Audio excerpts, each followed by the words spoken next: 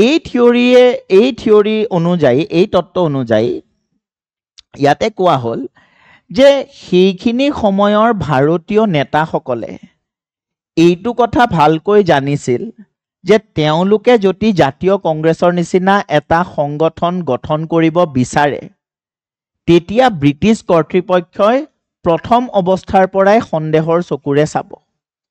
হয়তো ব্ৰিটিছসকলে তেওঁলোকক কেতিয়াও এনে ধৰণৰ সংগঠন গঠন কৰিব নিদিবই।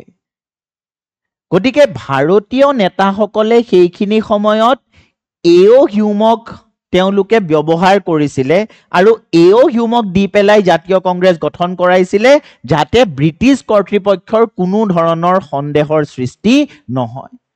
কাৰণ ভাৰতীয়সকলে যদি জাতীয় কংগ্ৰেছ গঠন কৰে তেতিয়া জাতীয় কংগ্ৰেছৰ উদ্দেশ্যক লৈ পেলাই ব্ৰিটিছ কৰ্তৃপক্ষৰ সন্দেহ উপজিব পাৰে। কিন্তু যদি এজন অৱসৰপ্ৰাপ্ত ব্ৰিটিছ বিষয়াই জাতীয় কংগ্ৰেছ গঠন কৰে তেতিয়া কিন্তু ব্ৰিটিছ কৰ্তৃপক্ষৰ সেই সন্দেহৰ সম্ভাৱনা নাথাকিব।